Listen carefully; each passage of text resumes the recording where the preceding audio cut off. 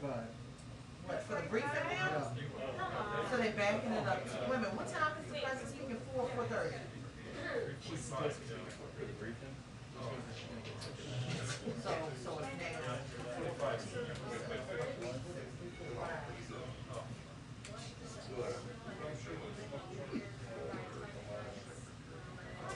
It's not fun. They're trying to figure this out.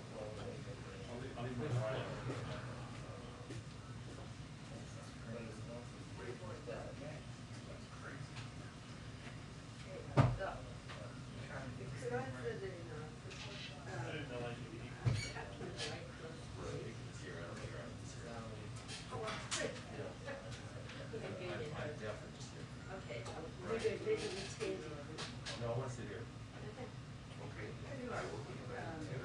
The reason this is careful. Yeah, right through the street there, they park in their car, they close their parking space, the parking spot.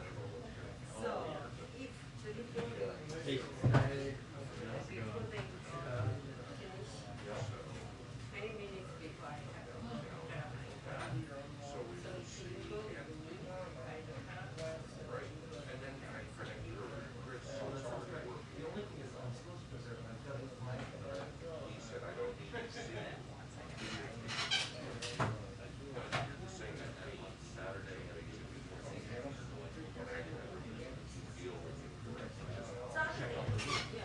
no, today I was going to go,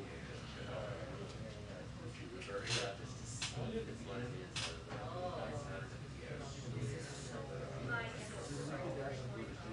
Yeah, we can do that. Yeah, we're parking somewhere, there's a lot of.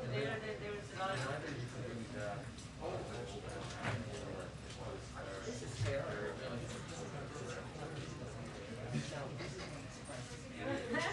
That'd be good, because it's only county to work. That's how it is. It's really good to go. Do they have some oil gas station, because I don't want to run out my gas. Oh, you poor thing. Yeah, no, no, they have the most expensive gas station in the world over there. They literally, yeah, they do. The cost is always well. I'm sure you got to So, yeah. that's not her. It's not sure what to do. That little bit, Yeah.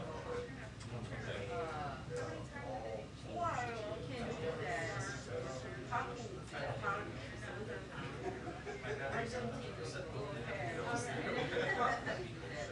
I know later, I used to go a lot, there will be a lot of meeting out there, right? So when we come out, big. Yeah, no, sorry. That's easy.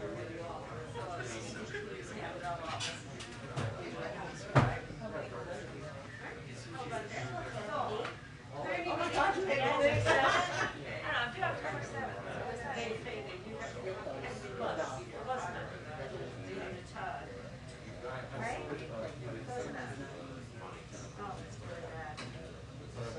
Close enough that it's like, right?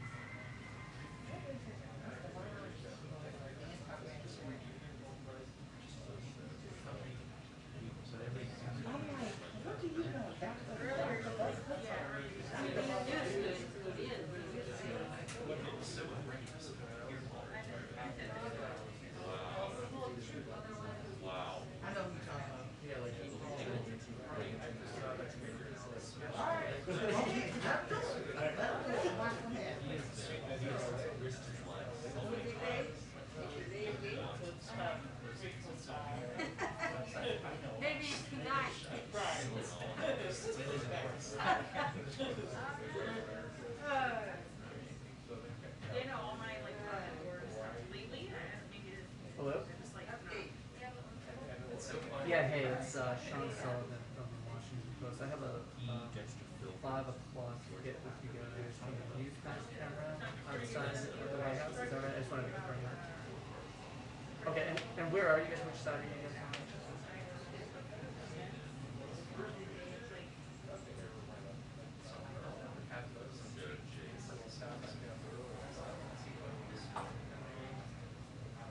Got it. Okay, cool. Sounds good. I'll see you guys later then. Bye.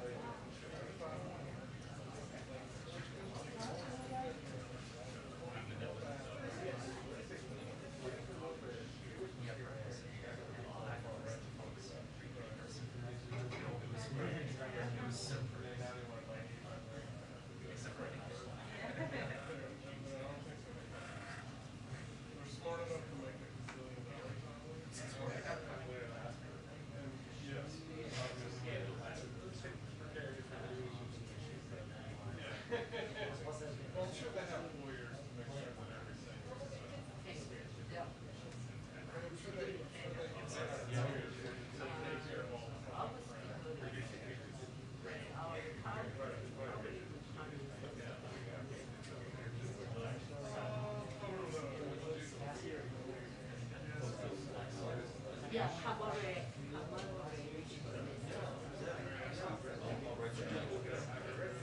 You still have the time.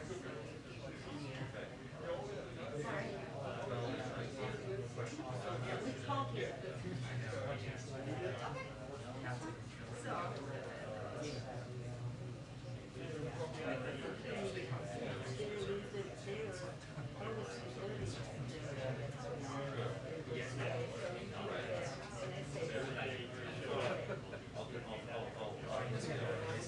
Having a 2-minute warning. 2-minute warning on the press briefing. Get ready. Here we go.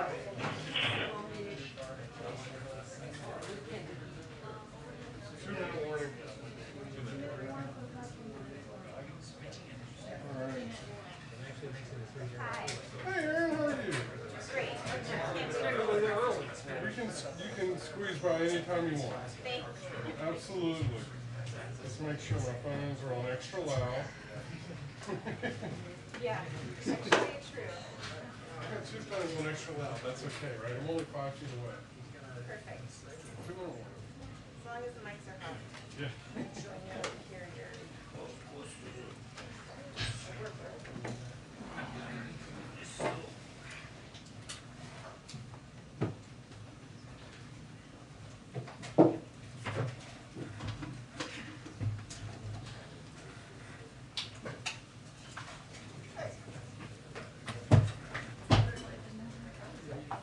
Oh, I'm sorry. I thought, you know, that's all right.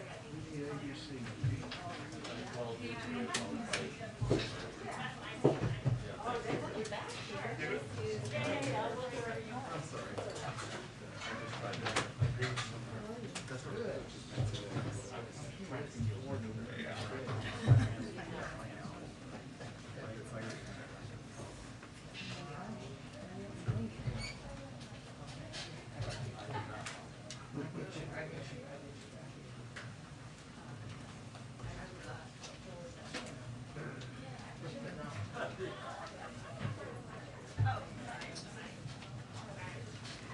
Hi, everyone. Thank you for your patience today. Promise not to make it a habit. 2 items for all of you at the top. As you all know, last month, the White House, we announced the president will be hosting would be hosting a meeting, I should say, with private sector leaders on August 25th, which is, of course, tomorrow, on cybersecurity. The president, members of the cabinet, and his national security team and private sector and education leaders are going to be meeting to discuss how we can work together to collectively improve the nation's cybersecurity. The escalating cyber threats we face require a whole-of-nation effort. The president will be joined by leaders from the tech, the critical infrastructure, insurance, and education sectors, and we will have more details for you later today, but I just wanted to note that is happening tomorrow, and there's, of course, a lot of ground that we will be covering. I know a number of you have been asking this as well, and yesterday evening the president spoke, or last night I should say, the president spoke to New York Governor Kathy Hochul prior to her being sworn in as governor of New York. He congratulated her on her new job and historic role as the next governor of New York. They talked of their shared time at Syracuse University, and Governor Hochul told the president she wanted to visit Washington to meet with him to discuss infrastructure and how to work together to improve the lives of New Yorkers. The president looks forward to hosting her at a future date. As you know, she also joined a call on Saturday with other Northeastern governors, with the president, the FEMA administrator, and Homeland Security advisor Liz Sherwood-Randall to discuss Tropical Storm Henri and the federal response to help mitigate the storm's impact. With that, Amar, go ahead. Great. A couple of Afghanistan Sure. questions. First, on a Taliban spokesman said today the group would bar Afghans from accessing the roads leading to the airport to allow foreigners to pass. And I guess for evacuation efforts, what does this mean for Afghans who assisted and can't get through now? What are you going to be? Does this effectively cut off those Afghans from being evacuated? No, that is not how you should read it. One, I should note we have been in direct contact, not just with American citizens, but with SIV applicants, special immigrant visa applicants, and Afghans whose departure we are facilitating about how and when to come to the airport. And our expectation, which we have also conveyed to the Taliban, is that they should be able to get to the airport. It is also true, and I know this may be some of the confusion out there, that there are a number of Afghans who may not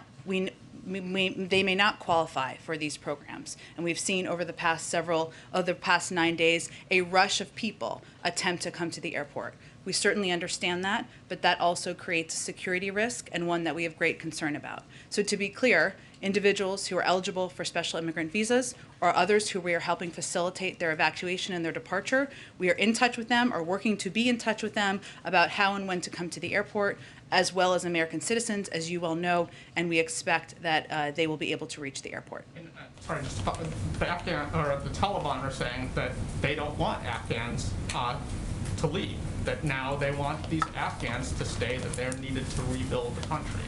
Again, our expectation and what we will continue to convey directly through a range of channels we have is that the individuals, the special immigrant visa applicants, those who are eligible, those who we are facilitating their departure will be able to reach the airport. And on your, the statement that you just put out about a half hour ago about the August 31st deadline and sticking to it, the president has, from allies, both here at home and abroad, have wanted him to push that deadline back some. And also critics of the president are speaking out very strongly on his decision. What do you say to those who are criticizing the president by sticking to this deadline? It amounts for him to capitulating to the Taliban. Well, first, and I think I'm just going to read the statement. I know a number of you have seen it, but just in case, because I think it has quite a bit of additional context that is not exactly aligned in he stuck with the deadline as you just conveyed. During a meeting this morning with the G7 leaders, the president conveyed that our mission in Kabul will end based on the achievement of our objectives. That is a key component there. He confirmed we are currently on pace to finish by August 31st.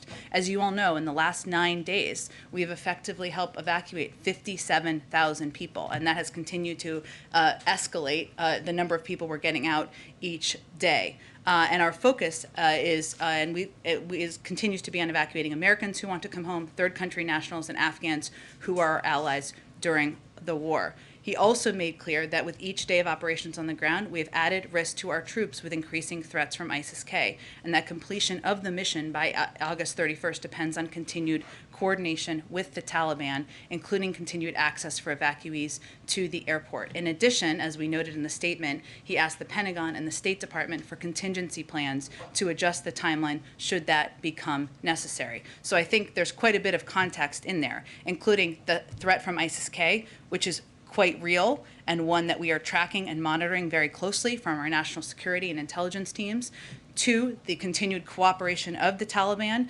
in as it relates to getting American citizens and our key allies on the ground to the airport. And the third, of course, is ensuring that we have contingency should they be needed. So I think those are pretty important caveats in the reporting. Go ahead. If you do have to adjust the timeline, how long are you talking about? I'm not going to get ahead of any contingency plans that are drawn up by the State Department and the Defense Department. As you all know, the President has been meeting and attended and participated in briefings with his national security team once a day, sometimes twice a day, is in constant and regular contact, and I expect we'll get some updates in short order. And when do you need to start pulling troops out of the Kabul airport to meet the August 31 target? It's a great question, Steve. I just don't want to get into operational details that are under the purview of the Department of Defense.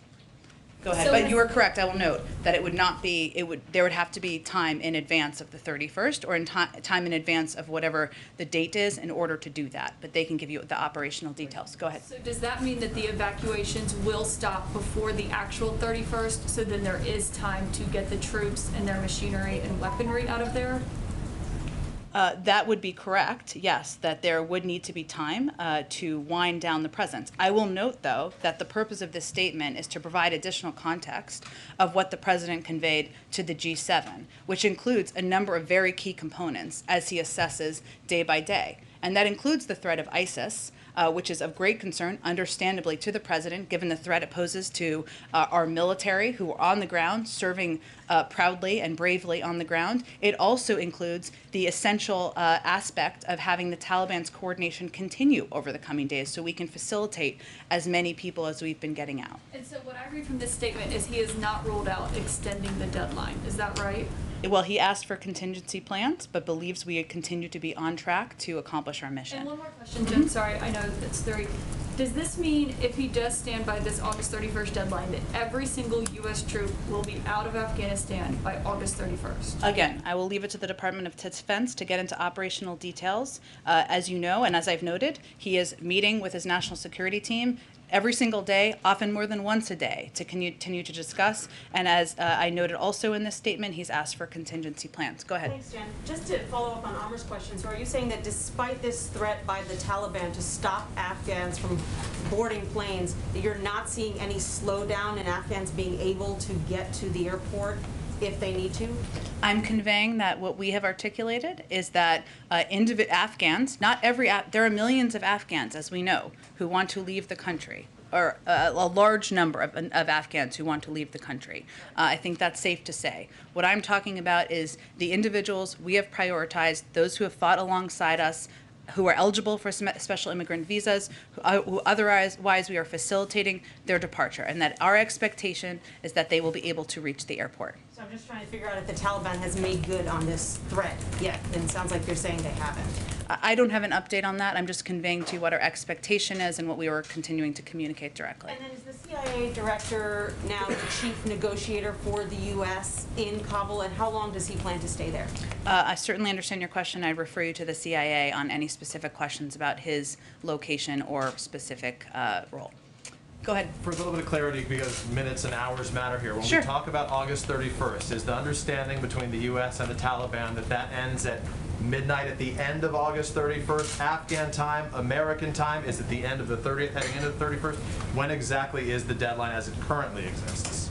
It's really a great question, and I want to give you a very clear and articulate answer from the team on the ground, so I'll just have to get back to you on that to make sure we give you the accurate information. What is the last, I know you're continuing to do this actively, Yeah. as you indicated to one of my colleagues a moment ago, obviously. There's going to be time needed to be able to get out the American troops and others who are helping facilitate this process. What is the last call for Americans on the ground there to come to the airport at Kabul? We are in touch with Americans directly, and we have contact with, and I can give you an overall assessment of where we stand with that, if that's helpful as well, but I'm not going to give you more of an articulation of that from here. Are there any active threats? You talked about in that statement the threat that's posed by ISIS-K, but are there any active threats to Kabul, to HKIO right now? I'm not going to give you an intelligence assessment from here either, but I can convey to you that we have increasing concerns about the threats, and that is certainly a part of the President's assessment and decision-making.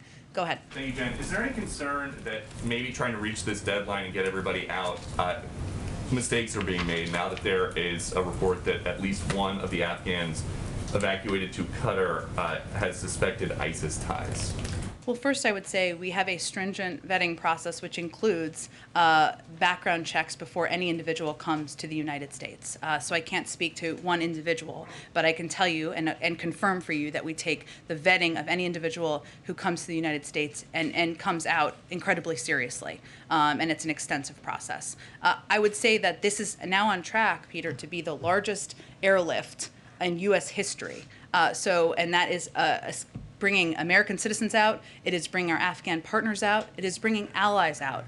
So no, I would not say that is anything but a success. Okay, and I know that you said yesterday it's irresponsible to say that Americans are stranded in Afghanistan right now. What do you say to the American citizen in Kabul that Fox spoke to this morning? Her name is, she's going by Fatima. She says, we are stranded at home. For 4 days, 3 days, we didn't hear anything from anywhere, and they're saying to go to the airport, but we're not being given clear guidance. Our emails are getting ignored. Well, why don't I convey to you exactly what we are doing? And I think what's important to note that I also said yesterday, in the full context of my answer, which I put out today, was that we are committed to bringing Americans home who want to leave. And that is the president's commitment. So let me explain to you how our process works. And there have been some very good questions, including from you and from others, about this. One, as we've said, this is a dynamic number. We're working hour by hour to refine and make it precise. Understand your desire and interest in having exact number of American citizens on the ground, and the State Department, I expect, will have an exact update on that tomorrow. Just to remind you, the U.S. government does not track our citizens when they travel around the world. We rely on self-reporting, not just in Afghanistan, anywhere in the world. People have to decide to register or not. It's up to them, individuals, whether they decide to register or not, wherever they may be. And if you register when you're in a country like Afghanistan, you aren't required to deregister. The State Department also issues alerts. They have publicized phone number and email to contact if you're in Afghanistan and want assistance to leave. And for months, the department has been telling Americans to leave Afghanistan for their own safety. It is our responsibility and our role to work with and help American citizens who want to leave. Let me finish. I'm almost done, and then you can ask a follow-up question. In recent days, they have reached out to every American citizen registered in Afghanistan directly multiple times. This is a 24/7 operation. Embassies all over the world are supporting phone banking, text banking, and email efforts. If we are not in touch with this individual, give me their contact information and we will get in touch with them. If any of you are hearing from American citizens who can't reach us, give me their contact information and we will get in contact with them. Our estimate of the overall number of American citizens who are there can increase because folks are just now responding to our outreach who may not have registered. It can also decrease because people leave, they don't tell us they leave, or individuals who may reach out and convey they have the documentation needed, don't. So there are a range of factors here, and it's our responsibility to give you accurate information. But that's what our focus is on. You say no Americans are stranded. This is someone in Kabul who says, I am stranded. So is there a better word for somebody who can't leave the house to get to the airport because Jake Sullivan says ISIS is outside the airport?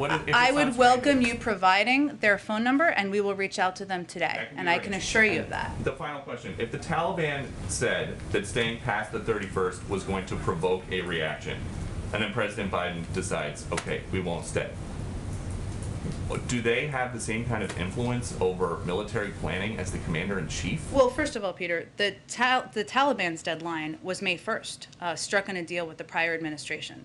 The president's timeline was August 31st. That's the timeline he set in a period of time he needed in order to operationalize our departure from Afghanistan. I'd also note that, as I said, as we conveyed in the statement, that our objective and our focus and the focus of the commander-in-chief is always going to be on the safety and security of the men and women who are serving our country in the military. And that has to be a factor here, and that certainly is a factor for him as he thinks about the timeline. Go ahead. Can President Biden assure that Afghan allies that help the military will be able to get out, and will he extend a deadline to help those people get out? Well, I will say that we will certainly have additional folks eligible to come to the United States after August 31st that we will help relocate. But I would also note that we have now evacuated 58,700 people in the last 9 days. And we are continuing to be in direct contact with eligible special immigrant visa applicants, of course with American citizens, and with individuals who we are working to facilitate their departure. So our focus is on getting the job done by August 31st, and that's what we're doing day to day at this point. And secondly, on the vetting question, we're seeing more debate in across the country about as the refugees come here. What is the White House doing to convey the vetting standards and to assure any kind of state officials that people that may end up in their state are okay? Well, first, no one is coming to the United States who has not gone through a security vetting process. I would note, to Peter's earlier question, for people who we evacuated who had not yet completed security vetting under the usual SIV application process, in the interest of getting them out of Afghanistan to third countries, we are also front-loading our security screening to complete the steps that have proven most likely to surface derogatory information while these Afghans remain at transit sites in Europe and the Middle East before they arrive here. So actually, to go back to his earlier question, because it's all related, it's actually the system working. And we have a vetting process and a background check that can happen in advance of individuals coming to the United States if they've gone through the SIV process, or individuals who have been moved to third countries before they move further. Just to follow up real quickly, so is there going to be an education campaign? Is there going to be information sent to stakeholders across the country who may have some concern? Oh, sorry. Do you mean domestically here in the United States? That's correct. Oh, absolutely. Sorry, I was misunderstanding your question. Yes, we are in touch with governors. We are in touch with local authorities. We are in touch with communities. We've been engaging with local media, and we will continue to do that. So there's an understanding of the stringent process that we have in place before individuals come to the United States. And I think a part of that is also a reminder that these are individuals who fought alongside the United States over the last 20 years. And that's part of who we are as a country and part of the fabric of the United States. So that's part of it as well. But in terms of the specific vetting components, yes, we're absolutely thinking about that and ensuring we are communicating that effectively, or that's our objective. Go ahead. Can you share more about the possible incident of Havana syndrome that delayed the Vice President's trip? Sure. First, I will say that the Vice President is now in country in Vietnam, and certainly we take very seriously. Let me just get the information so I can get it to you very clearly. Hold on one second. A lot going on today, I will just note. No shortage. Okay, so we of course take any reported incident of Havana syndrome seriously. And while this is not a confirmed case at this point in time, we take any reported incident, which was recent and was reported publicly, I will note, quite seriously. As a result, there was an assessment done of the safety of the Vice President, and there was a decision made that she could continue travel along with her staff. It was not a person traveling in her party or anything along those lines. Does the White House believe she was targeted or somebody on her team may have been targeted? That is not an assessment that's been made. It was an individual who was in country, and it had been reported previously. Can you confirm that it was two embassy staffers?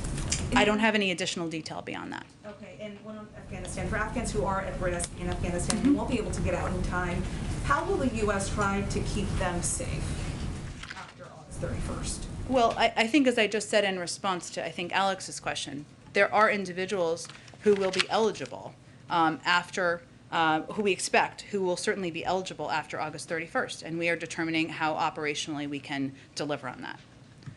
It's a good question. I don't have an update right now. Go ahead. I have a question about a report on the conditions in Doha. It was reported by Axios today. A U.S. Central Command internal email described the housing for thousands of evacuees as, quote, awash with loose feces and urine and a rat infestation, a life-threatening humanitarian disaster.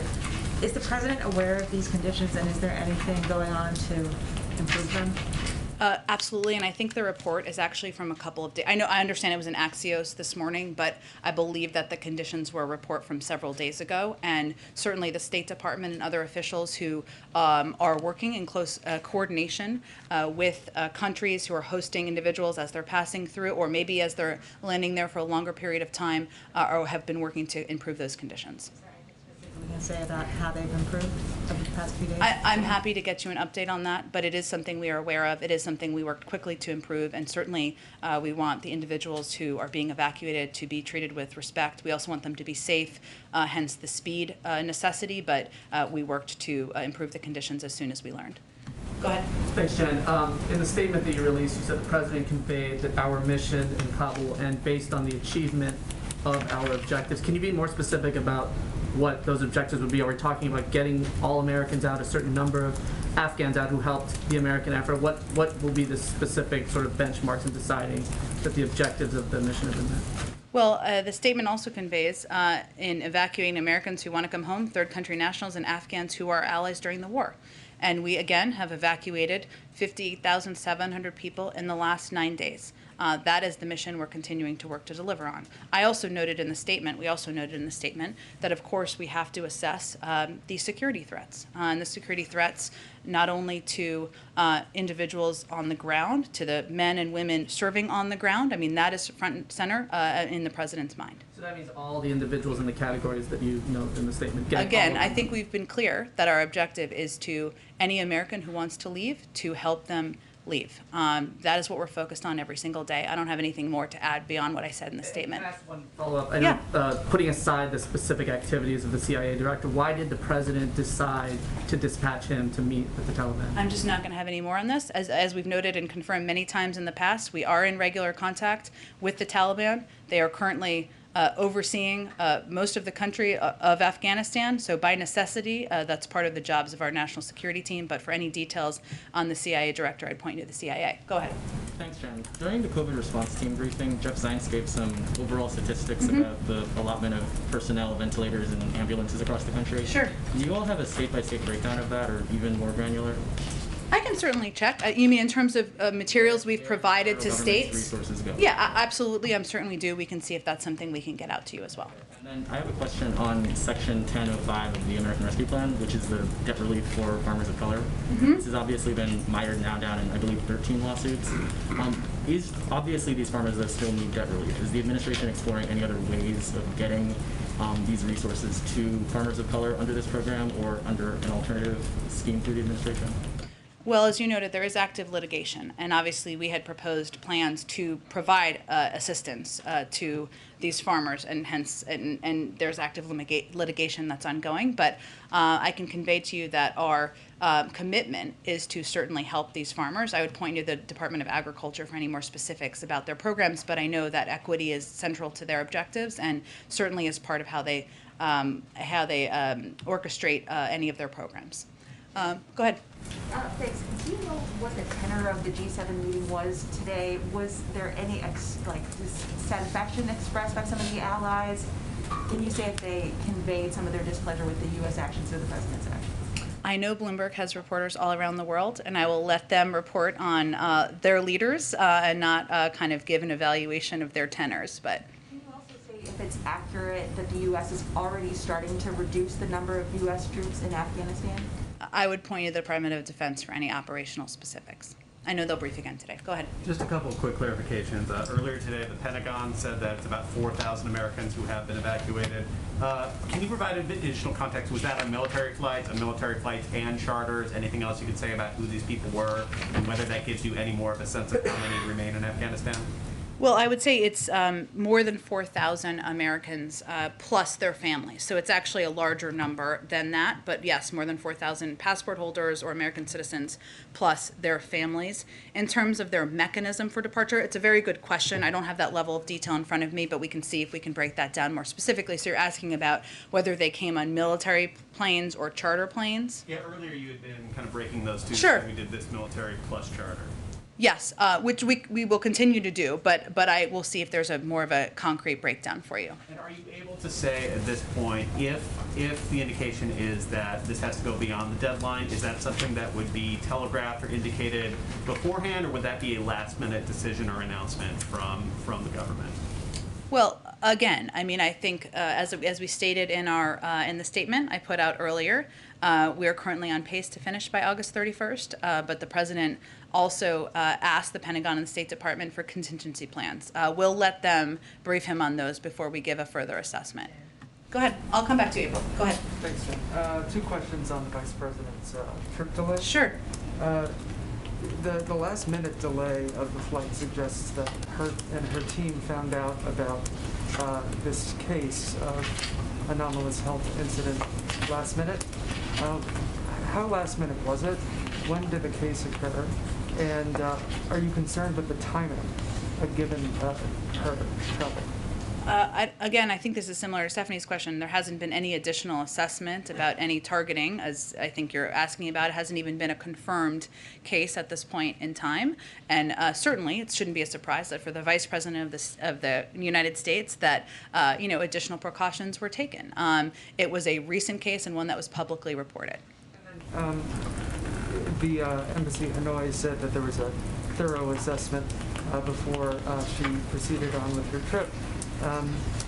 If the government genuinely doesn't know what's causing these incidents, then how can you guarantee the Vice President's security? I'm not going to get into security details. I can assure you that the Vice President of the United States wouldn't travel further to a country if there wasn't confidence in her security on the ground. Go ahead. Oh, sorry, April, go ahead. Jen, as you said, there's a lot going on. just across the street, maybe an hour or so ago, there were voting rights activists who said the president needs to do more. They also said that the president needs to lean in on the filibuster in the Senate as the House is expected to pass voting rights, H.R. 4 today. What is the thought behind that from the White House as people of all walks of life are out there saying that he needs to do more, that this president is not doing enough for the constituency that he said that he was going to work for? Well, I would say first that voting rights and ensuring access to voting continues to be a central priority for the president. And in any White House and for any president, you have to do many things at one time. And he certainly is the first to understand that. But he stands by the activists and their vocal calls for more and for forward action. I would say he's with them. He's maybe not the right target of their frustration, because his objective is also to get voting rights legislation passed, and he would like to sign that legislation into law. Believe in ending the filibuster, and that's the big hurdle in the Senate. And they are saying that we are now voting like we voted in 1964. Voting rights has been stripped by the Supreme Court twice, and now there are restrictive laws in states that are precluding free and fair voting in this nation. Absolutely, April, and it's outrageous, and the president is outraged by it.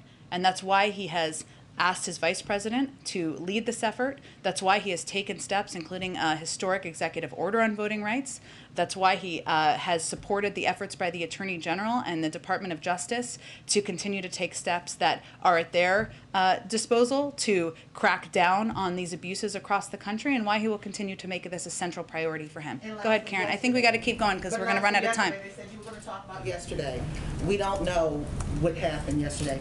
Was he in support of taking the knee, support of police reform, or was he just kneeling? Because we were told to ask you. Well, the president certainly supports police reform, but he also was taking a photo with a sports team, and he has also kneeled on other occasions with sports teams in the past. Go ahead, Karen. To follow up on some of the questions about your statement, when you say there that he's asked the Pentagon and State Department for contingency plans to adjust the timeline should that become necessary, what metric would determine whether that becomes necessary? What is the president looking for? Well, Karen, I think it's not as simple as a metric. I understand your question, but for any president, they're making a risk assessment in coordination with their teams. And the threat from ISIS-K is real. The possibility of a deterioration of coordination with the Taliban is real. Putting our service members at risk is real. And those are certainly part of the president's decision-making in any regard. And again, we continue to be on track. It's been 9 days. We've evacuated 58,700 people. Right now, it's the 24th. We have about 7 days until the 31st, and we're going to continue to press hard to get American citizens out, get our Afghan partners out, SIV applicants, and others who are eligible for departure out. On the president's engagement with members of Congress this week, specifically on Afghanistan, who's he talking to on this, and just some of the conversations he's had? Well, the president has had a range of conversations with members of Congress. A lot of them have been about his Build Back Better agenda, a range of Democrats from across the political spectrum. I don't have an assessment for you of how many of those have included questions from them about Afghanistan. I can confirm for you, which is often the case, we have been doing a number of briefings from our national security team with members of Congress, some of them in a classified briefing, and we'll continue to do that and remain closely engaged with our process and our progress on the ground. Go ahead. In a statement today, you said that the mission in Kabul would end up on the achievement of our objectives. What percentage of Afghan allies would constitute achieving that objective? I'm not going to put a number on that for you, nor have we put a cap on how many special immigrant visa applicants there can be, or how many individuals who would be eligible for any of our range of programs could come to the United States. We're going to continue to work to process. We're going to continue to evacuate. We're going to continue to work with nearly 24 partners around the world to move people out of the country. The administration used federal funding as a lever to push nursing homes to vaccinate their workers. Has the administration considered using Title I funding for schools to push vaccination requirements for teachers? Well, I would say first that we've seen, including recently, I think today or yesterday in Missouri, additional steps taken that, in our view, put more kids at risk. The president thinks that's completely unacceptable, and he has asked his Secretary of Education and directed, I should say, his Secretary of Education to use all his authority to help those school districts doing the right thing to ensure every one of their students has access to a fundamental right of safe in-person learning. This can include a number of considerations, but I'll let the Secretary speak to that. I'll let the Secretary speak to it, but the President has directed him to use every authority to ensure we're protecting kids across the country. Go ahead. You mentioned today that we can provide you with information about those who are stranded, and I think a lot of us in this room are getting calls or know at least one person there. Yeah. Is there a better way that the White House can create these more direct connections to these people? Because it seems to be like, we have more access than these people. So just wondering how these people can directly contact. One, anyone who has an American citizen who they are looking to help get out, any of you, send them to me directly and I will get it to the right place. We are absolutely committed to this. This is an across the government commitment. Why I laid out all the specific steps we're taking is because I wanted to provide an understanding of what we're doing from here.